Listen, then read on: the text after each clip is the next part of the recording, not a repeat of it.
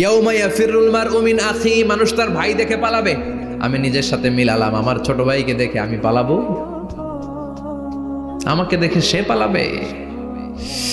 ওয়া উম্মিহি ওয়া আবি, যেই মায়ের পেটে 10 মাস আমি ছিলাম, যে মা আমি না ঘরে না গেলে ঘুমায় না, আমি না খেলে মা খেতে চায় না, আমার জন্য আমার মায়ের প্রাণ, আমার মায়ের জন্য আমার প্রাণ, কত ভালোবাসাবাসী। ওই মা আমাকে দেখে চিনবে না, আমি নাকি আমার মাকে দেখে চিনব না। আমি আমার বাবারে দেখে পালাবো। ছোটবেলা থেকে কোলে পিঠে করে আমার বাবা আমারে মানুষ করলো, বাবাকে কত ভালোবাসি, বাবার সাথে কত ভালোবাসার গল্প, এই বাবারে দেখে আমি দৌড় দিব, বাবা আমারে দেখে দৌড়াবে। ওয়া সাহিবাতিহি ওয়া বানি, সাহিবা মানে প্রিয়তমা স্ত্রী, যার সাথে এত ভালোবাসা এত খুনসুটি, তারে দেখে আমি পালাবো। ওয়া বানি, আমার সন্তান, যেই সন্তানের জন্য আমি আমার জীবনও দিতে রাজি, ঠিক কিনা? সন্তানকে দেখে আমি দৌড়। আব্বু বলে ডাক দিল, আমি চিনব না। আমার মেয়েটা আমারে ডাকলে নাকি আমি চিনব না, আমার মেয়েও আমারে চিনবে না। ইয়াউমা ইয়াফিরুল মারউ মিন আখিহি ওয়া উম্মিহি ওয়া আবিহি ওয়া সাহিবাতিহি ওয়া বানিহি লিকুল্লি ইমরিইম মিনহুম ইয়াউমাইযিন শাআনুন ইউগনিহি। বিশ্বনবী বললেন, আয়েশা, সেদিনটা আজকের দিনের মতো নয়, ভয়ঙ্কর একটা দিন হবে। বাবা ছেলেরে চিনবে না, ছেলে বাবার চিনবে না, মা তার মেয়েরে চিনবে না, মেয়ে তার মারে চিনবে না। মা আর মেয়ের ভালোবাসার চেয়ে বড় ভালোবাসা হতে পারে? বাবা ছেলের ভালোবাসার চেয়ে বড় ভালোবাসা? স্বামী স্ত্রীর ভালোবাসার চাইতে বড় ভালোবাসা দুনিয়ায় আছে? স্বামী স্ত্রীরে চিনবে না, স্ত্রী স্বামীকে চিনবে না,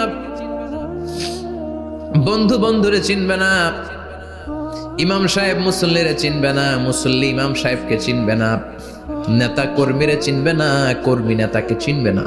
আমরা সবসময় বিপদে আছি, তবে 4টা কাজ করলে আমাদের বিপদকে কাটিয়ে দিবে কে? ঈমান আনতে হবে কার উপর?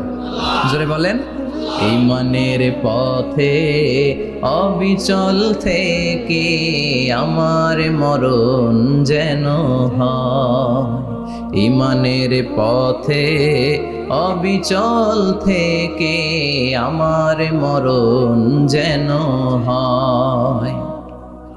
তোমারই কাছে মিনতি আমার, তোমারই কাছে মিনতি আমার, মহামহিম দয়াময়, ঈমানের পথে অবিচল থেকে আমার মরণ যেন হয়। পড়েন আমিন। চমৎকার দোয়া হয়ে গেছে না? ঈমানের পথে অবিচল থেকে আমার মরণ যেন হয়। আবার পড়েন আমিন।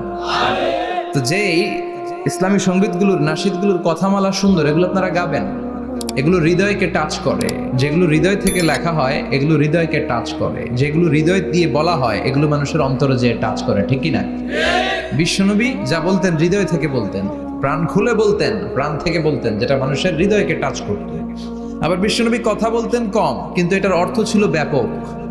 বিশ্বনবী বলতেন, উতিতু জাওয়ামিউল কালিম, আমাকে আল্লাহ তাআলা জাওয়ামিউল কালিম দিয়েছে। বিশ্বনবী বলতেন অল্প, বলতেন অল্প, কিন্তু এটার অর্থ ব্যাখ্যা বিশ্লেষণ ভলিউমের পর ভলিউম হয়ে যায়, কিন্তু ব্যাখ্যা শেষ হয় না। সুবহানাল্লাহ।